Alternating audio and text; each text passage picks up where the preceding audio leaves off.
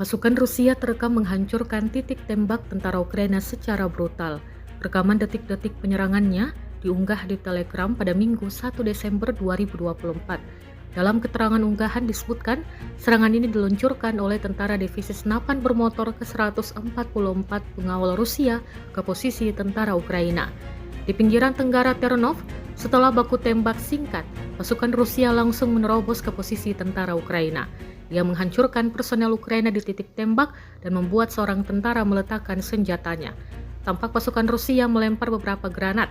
Setelah itu, pasukan itu memberikan perintah kepada operator drone yang mendukungnya untuk melepaskan muatan termobarik ke tempat perlindungan musuhnya.